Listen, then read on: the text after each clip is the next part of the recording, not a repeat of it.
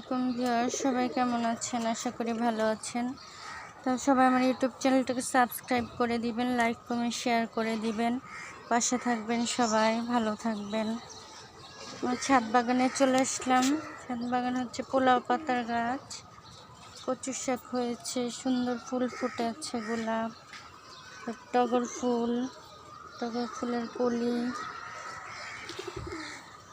দিকে আছে সাদা ফুল আরও ফুটে আছে, পুঁই শাক, এদিকে হচ্ছে আলু শাক হয়েছে সুন্দর, ধুন্দুল গাছ, এখানে হচ্ছে গন্ধরাজ ফুলের কলি এসেছে অনেকগুলো, ডাঁটা শাক, সবজি, পেয়ারা গাছে পেয়ারা ধরেছে, এদিকে লেবু গাছ,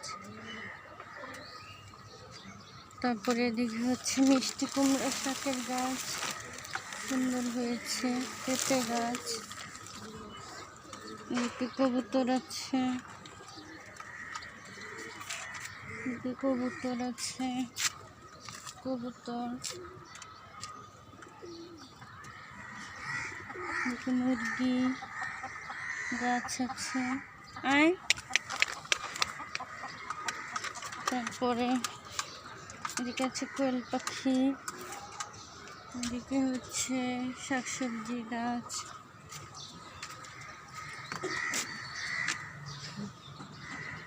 এদিকে হচ্ছে সুন্দর কাঠগোলাপ ফুল ফুটে আছে, নানা রকম শাকসবজি, ফলমূলের গাছ, পেয়ারা গাছ, পেঁপে গাছ,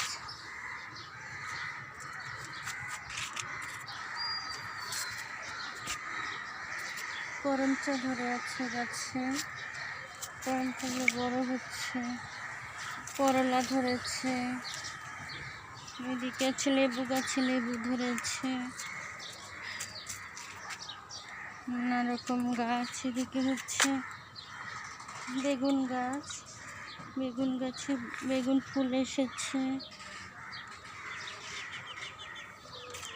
অনেকগুলো বেলি ফুল ফুটে আছে গাছে সুন্দর, এদিকে হচ্ছে বাগান বিলাসী ফুল, গাঁদা ফুল ফুটে আছে বাগানে সুন্দর, এদিকে ডালিম ধরে আছে গাছে, এদিকে ডালিম ধরে আছে, এদিকে শাকসবজি গাছ, সুন্দর বাগান বিলাসী ফুল, হচ্ছে মালবেরি ফল, তারপরে যে বরবটি সিম ধরেছে, আবারও বরবটি সিম ধরে আছে, বরবটি সিম কিছুদিন পর পরই ধরে অনেকগুলো, এদিকে ফুল ফুটে আছে সুন্দর, কামরাঙা গাছ, তেঁতুল গাছ, সব ধরনের গাছ, এদিকে আছে কবুতর পাখি, ঘুঘু পাখি, কবুতর আছে বসে আছে, পুঁই শাক গাছ হচ্ছে, কুমড়া গাছ হচ্ছে সুন্দর। সবাই ভালো থাকবেন।